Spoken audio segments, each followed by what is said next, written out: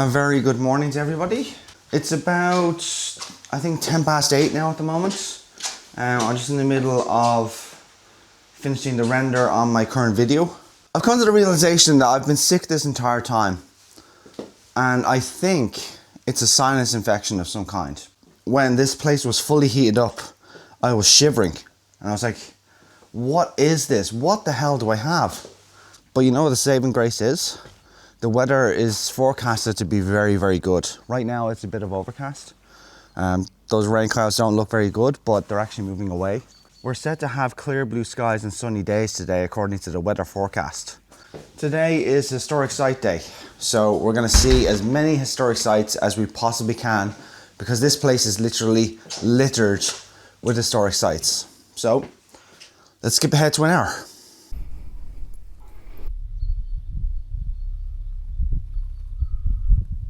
As you can see, weather is clearing up really nice. Moving in these stones is so annoying.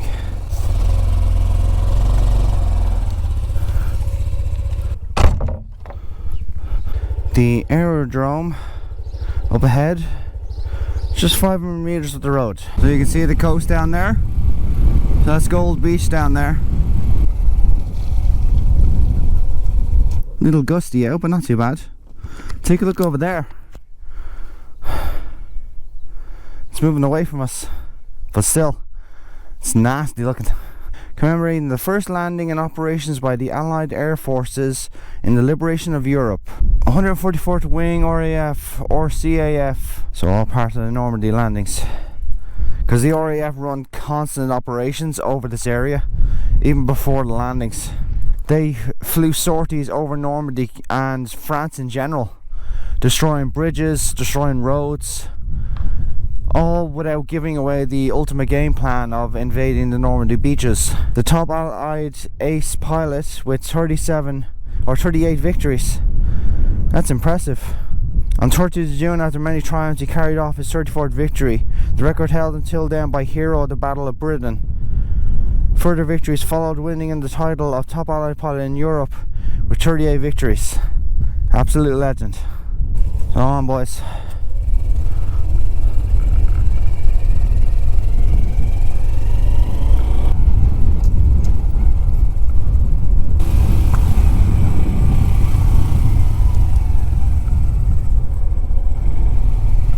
It says go that way, but I can't go that way. Do you know what? This place looks really familiar.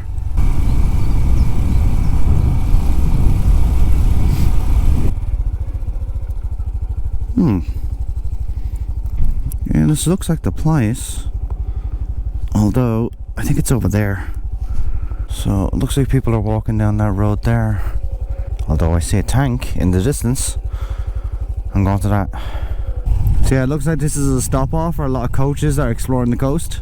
It looks like there's a Sexton tank, which is an artillery tank if I recall correctly, up the road. So there is the Wilson Churchill Centre, but unfortunately it's closed right now. As soon as I saw that Sexton tank, I was like, yes, I need to see that.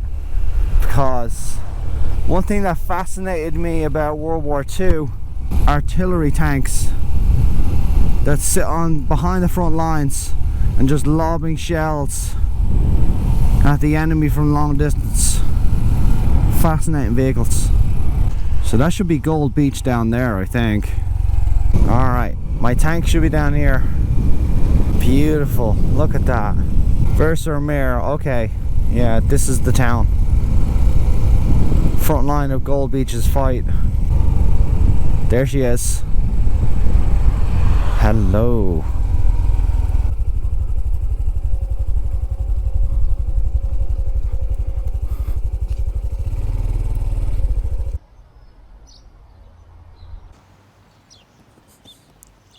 Lovely tank. Purpose ammunition carrier. Yeah, so see, that's a Sexton artillery tank. Would have carried a lot of shells, but you can also see this, the ammunition carrier. They used to drag them along with them, and they were waterproof as well. So they used to drag them ashore during the landings because they'd run out of ammunition fast. Sexton's self-propelled gun presented by Dr. Matthew Killen in memory of his father, Robert Killen, and the British troops who landed on this beach. It was a long-range gun, but it was mainly only designed to be firing. It wasn't designed to go against other tanks. It could, but they weren't that heavily armoured. It was mainly designed for artillery purposes. In memoriam of the Sexton restoration team. So these people restored the Sexton. Gentlemen, lady, thank you. Admiral Ramsey's HQ. Oh wait, that should be over there then. So if the Sexton's here, should just be down the road actually then. Oh, there it is. So I'd say after the landing, that's where he would have set a base. Okay, just here and around the corner, I think. Oh, I think that's it. Okay. And that is, or was, a bunker emplacement. I tell you, you can't help but wonder and put yourself in the shoes of the people who had to land on these beaches. What would go through your mind? Like, just imagine small landing craft, hundreds of them just racing forth, all while ships behind them were constantly firing on this coastline to try and eliminate as many obstacles as possible. So this pillbox was designed primarily to cover the beach, explaining its armament characteristic position relative to the sea with gun slits facing inland. From the seaward side, a Sherman crab tank equipped for demining operations, a funny, aka they were called the funnies, was immobilized on the beach and concentrated its remaining firing potential on neutralizing the position. Oh, that's cool. So yeah, there it is. So the Sherman was probably around there, and then just like, alright, I'm disabled, but I can still take you the hell out, and took it out. That's amazing. Well, Gold Beach.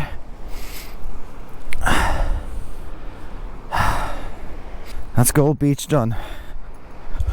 Right, let's head to the other memorial.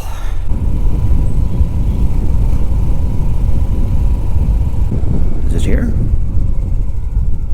Oh. Okay, here we go. Oh, there's loads of shells and all that's left for him. This building is dedicated to the memory of CSM Stanley Hollis VC and the men of the 6th and 7th Battalions of the Green Howards, Alexandria Prince of Wales Own Yorkshire Regiment, who landed here on D-Day.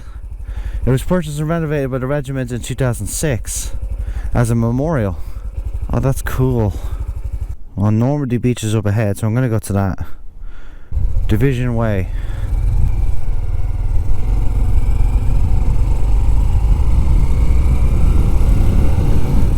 Gold Beach is definitely one of the prettiest, but I can see up ahead, look, see those cliffs?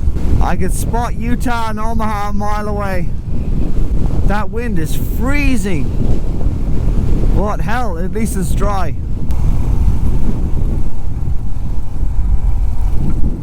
Yeah, there's supposed to be museums around this area as well, so I kind of want to see them. That's a part of the bridging platform they used to use. There used to be a tank underneath that, and they used to use that to bridge across large gaps. It's another bunker emplacement. What you can see there, the big giant boxes, those are the Mulberry boxes, the Mulberry Harbour. So essentially what they did was they built these giant boxes on the British coast, then they towed them over to France here. They flooded them to sink them like that, and they became artificial harbours which stretched along onto the beach there, because they didn't have any harbours available to them to land ships, so they made a harbour. But as you can see up there, look, I know those cliffs a mile away. The town up there, I'm fairly certain that's Utah Beach. So we're heading for Omaha Beach. Next logical stop, of course. Could use a nice cup of tea.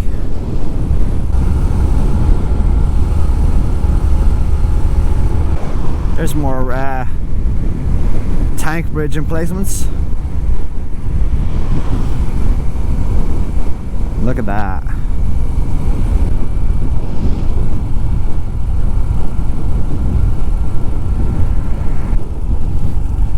Hello. Wonder if they're open.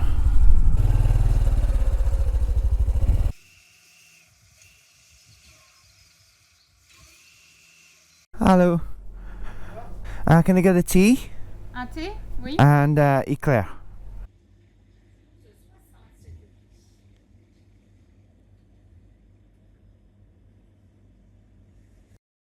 Okay, I'm at one of the most iconic sites of Normandy, which is the bunker gun emplacements as part of the Atlantic Wall. So, for example, if somebody mentioned the Atlantic Wall to me, the first thing that comes to mind for me are the giant emplacement guns that came as part of the Atlantic Wall. And you can see, just in the distance, there's multiple of them here. And apparently some of the guns are intact, so I'm looking forward to seeing them. Look at that. So the gun is mostly intact, weathered away by the weather, of course, but still the entire bunker is intact. So it was likely ran out of ammunition or they got forced out, but still the size of that cannon is unreal. Good thing is you can actually walk inside here as well, which is amazing. And you just walk through the back and they'll be loading ammunition and stuff, bringing it from the back. If they had any more to bring in, they'd be rushing it back and forth here, loading it into the cannon. It would have lined these parts of the walls as well, so ammunition. But they did try to keep it in the back as well, just in case the emplacement took a hit or a grenade would have disabled it. Amazing.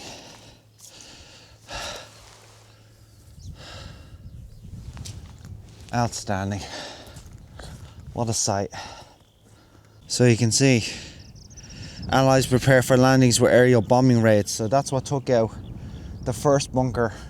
The second bunker didn't get hit by the looks of it. Neither did this one.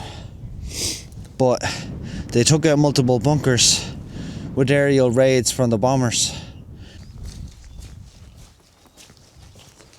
So yeah, same layout. And to be fair, this is how most of the forces got in. You couldn't get in through the front, so you stormed around the back. You disabled the defences here and you'd rush back in, and you'd see footage of that. People lobbing grenades in just to disable the gun and the people inside.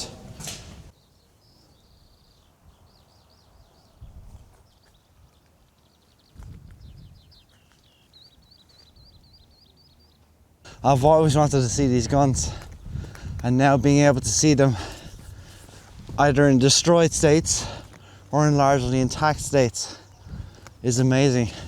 But yeah, I can cross that off my bucket list now. I've seen and touched a gun of the Atlantic Wall. It's definitely a milestone. All right, next up, Omaha Beach.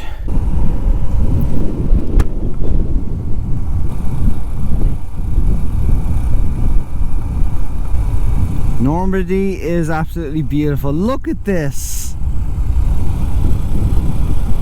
Oh my God.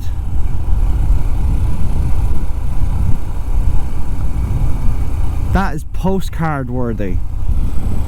Okay, Omaha Beach, here we come.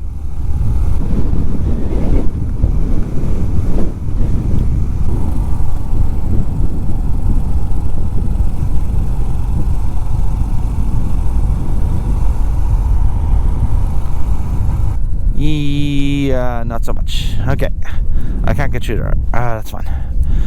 Right, so, well, I'm not gonna go out in the field. We're gonna have to take an alternate direction. Wow, it's a beautiful day now, isn't it? It's just noon now, so it's just passing 12 o'clock. Oh Jesus.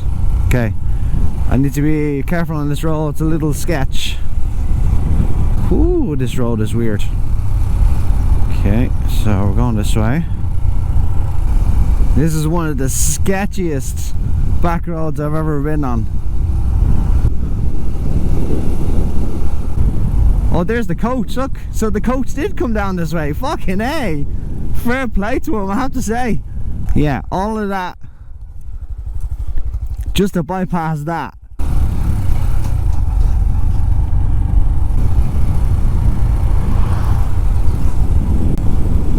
Oh, imagine living in that, restoring that.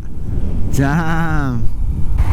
Okay, this is something because they have anti-tank spikes in their yard. It's a museum? It looks like a museum. It's closed. Damn it. Military Cemetery American. Okay, it's up here. Okay. Oh. Normandy American Cemetery and Memorial. Okay. Motorcycle parking. Okay. Okay. Perfect. We'll park her here.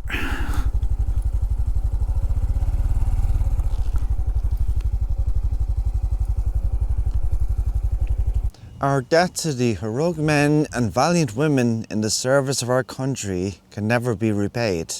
They have earned our undying gratitude. America will never forget their sacrifices. Harry Truman. Okay, so this was not long after the war then.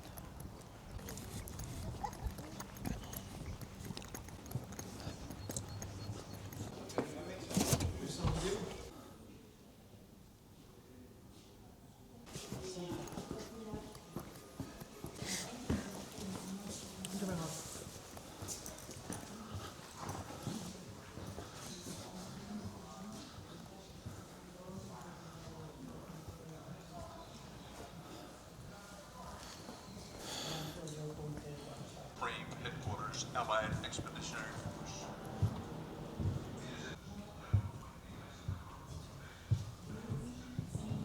Edmund H. Condon, Curtis R. Barnett, Jack L. Wilson, Orrin R. Grove, William A. Collins. You can hear over the loudspeakers, it's listing every name of every person that's buried here. Imagine that. That there is Omaha Beach. Right out there. I mean, look at that. My God. It's just an open stretch of ocean. But you imagine what they had to go through just to make it off the beach and make it up here. That's why it's here, because most of the fighting happened here. It's absolutely beautiful. I wasn't expecting it to be this beautiful, to be honest.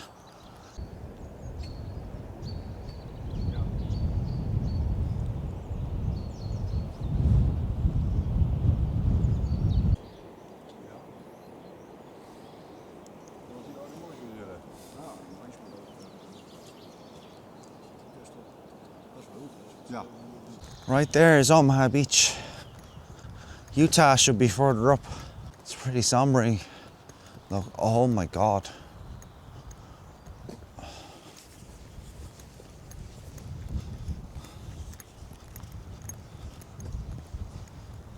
I've seen the pictures of the cemeteries in the US that commemorate their soldiers, but I was not expecting this. Somebody laid out shells. That's unbelievably haunting. I mean, like, all those lives here lost on that beach. I can see why the memorial is so massive.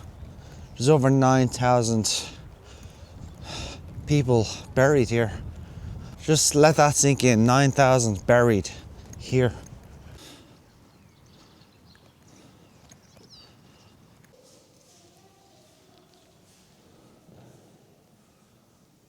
It's pretty powerful actually walking in this area, taking stock of just the few who are buried here among the whole who died in World War II. It's just that war is so ingrained into our psyche so many decades later. It essentially marked what our modern society became all as a result of what happened in World War II. Atrocities committed, the borders formed, the friendships solidified, new enemies made, technology developed. Like, it wasn't only weapons developed during World War II. First computers were developed. Remember Alan Turing? Can I just say as well, do you imagine the work that goes into maintaining a place like this? Like, you can tell it's been immaculately maintained. All the stones are perfectly clean. The lawn is perfect. Everything is maintained exactly as it should be. I'd say this place probably looked pretty much the same as it did back when it was first built. I'd say there's a very large team that maintains it.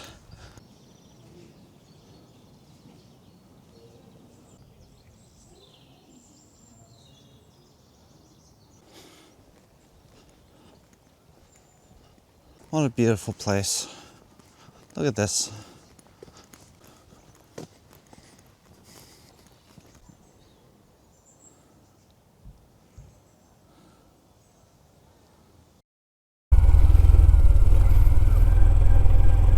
Well, that was an experience. It was a privilege to walk among those stones. Now, there's the Overload Museum, which is just down the road by the looks of it. So that's my next stop. Oh, what a beautiful day. Perfect day for touring. Oh, hello. Dang. They got a lot of tanks here.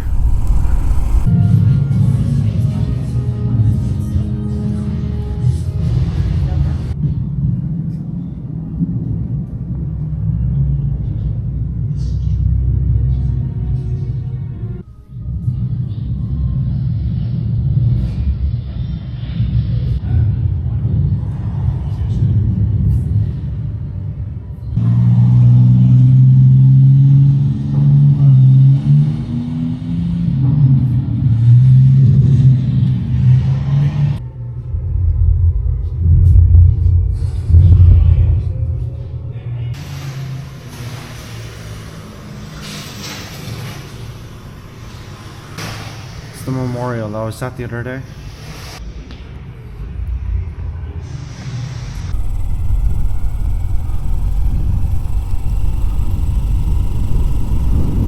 That museum was pretty good. It's on the smaller side, but it had everything you'd expect of an old world museum. So it had a lot of the tech. It had a few Panzers, which I thought were really cool, because I had never actually seen a Panzer V. A Panther in person, so being able to see a Panther was amazing.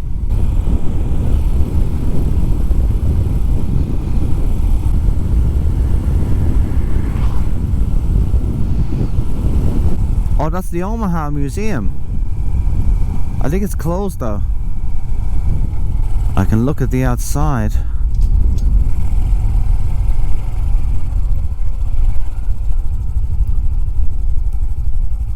Nice. Sherman. And then behind me,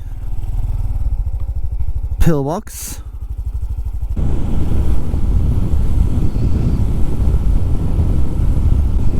Wow. If every road in the world was like this, the world would be a better place. Point to go. Rangers lead the way. Don't know what that means, but okay. Actually, you know what? Let me pull in for a sec. What does that mean exactly? What is that? What did I just pass? Ooh. Oh, I'm going there. Oh, yeah, hell yes. Do you know what I just found? The trenches and bunker emplacements of Omaha.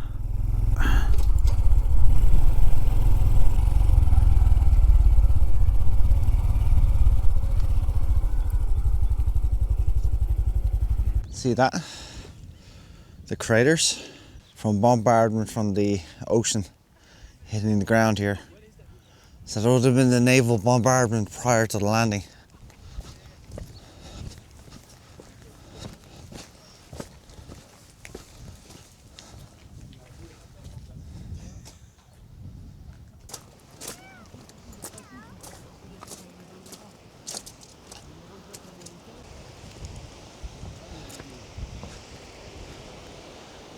There it is, look.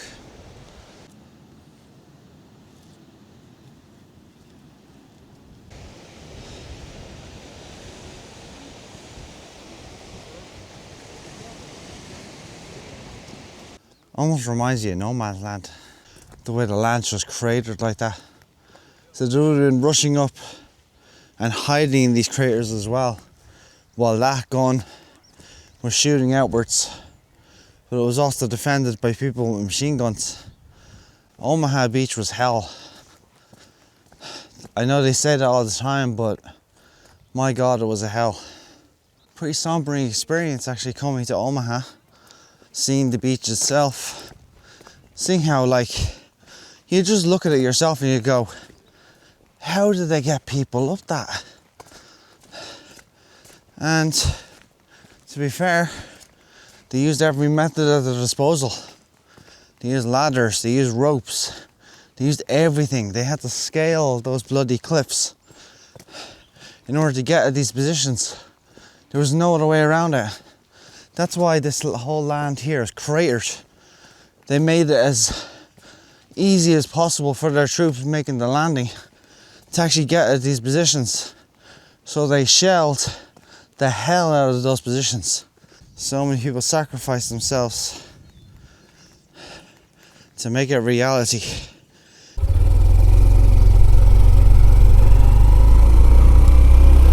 I really need something to eat.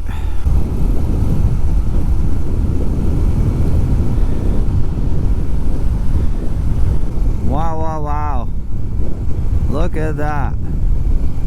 Normandy has kind of become the symbol of what peace should be, because so much was lost on the Normandy coast and in France in general, and the war overall. I mean, granted, there was wars fought in other places and a lot more lives lost. You've got Italy, you've got Africa, you've got China, you've got everywhere. Normandy really has become that symbol, hasn't it? Okay, we're about 4 kilometers away from the town of Carentan, which is pretty infamous in World War II history. So, going around this way.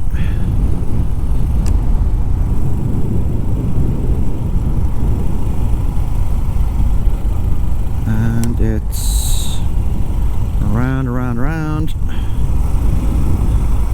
Help. Oh, here we go. Legitimately in Carentan now. Oh, what's up with these trees? I'm assuming they're gonna bloom at some point, right? Damn, this place is pretty. It's like a postcard. What a pretty, pretty town.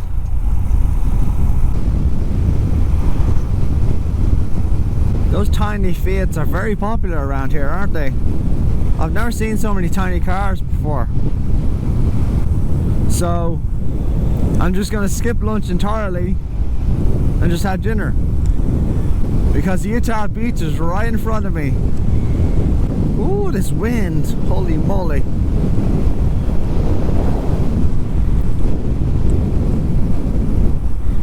Memorial statue there. Nice. There's lots of monuments and memorials along the way, isn't there? What's this one? In memory of the 800 Danish seamen who participated in the Normandy landings, June 44. Infantry Division, 12th Infantry, US Army. Well, you can see they were integrated everywhere. So, Royal Canadian Electrical and Mechanical Engineering, the Royal Canadian Army. The 19th Infantry Division of the US Army, killed on Sword Beach. So, they were a part of every army, essentially. Wounded in the Ardennes. Killed in action on December 25th on Christmas Day on board troop transport ship torpedoed by German U-boat. Utah Beach is just a couple of kilometers away.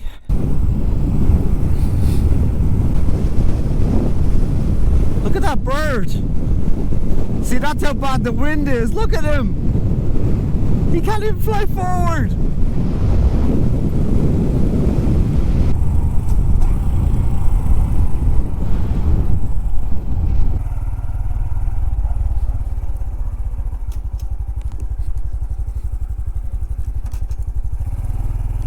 Okay, let's go have a look. So we're here at the memorial slash monument to Utah Beach. So the memory of the heroic dead of the 90th Infantry Division, US Army, June 6, 1944, 19 May 1945.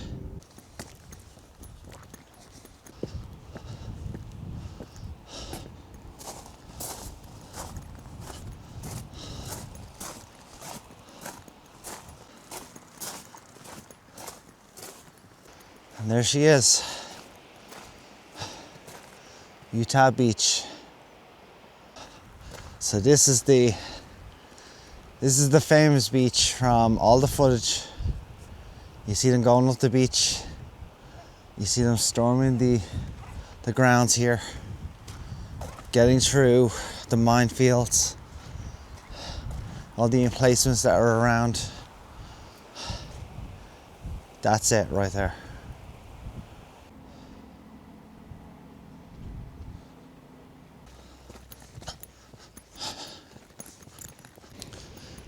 So here we are, Utah Beach.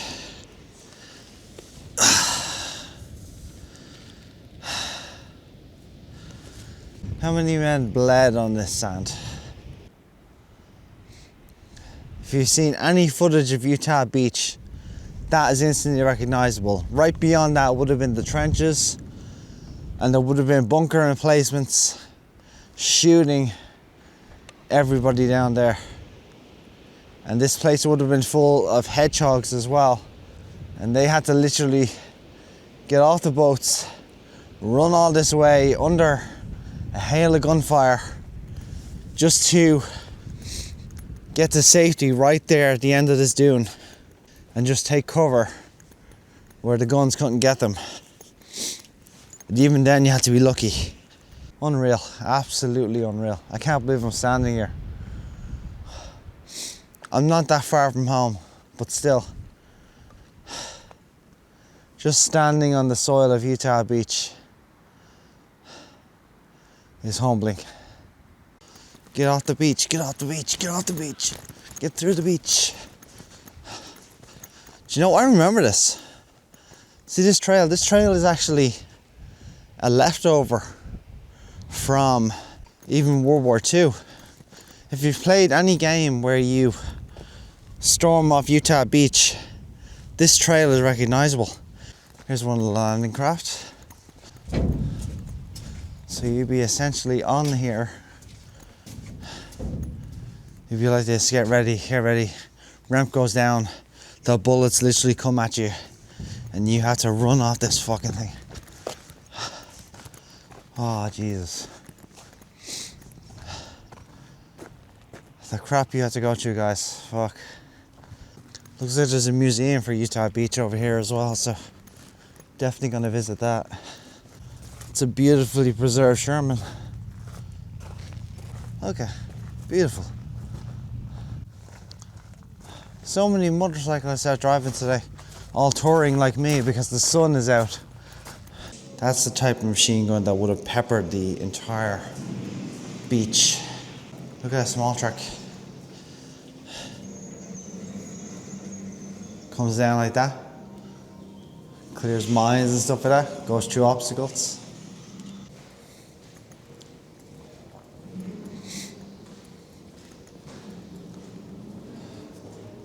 Oh, look at that. Beautiful. The RDS-125. Liberty ships have always fascinated me. I mean, look at it. Beautiful. And they built so many of them. The Jeremiah O'Brien is actually still existing. It's one of the few Liberty ships that remains. That was an aquatic tank, if I recall correctly. They used to have a skirt around them, didn't they? Look at that.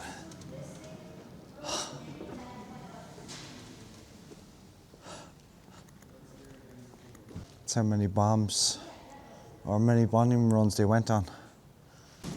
Selon un rituel immuable, les aviateurs se rassemblent dans la salle de briefing pour entendre les consignes de leur mission. Position à l'avant, danger, tous les risques. Going up. Having to get off the beach. The fact that they have so many museums like this, all in close proximity to each other, is just amazing. You're able to get so much history off it. The visit continues. There's a mortar replacement.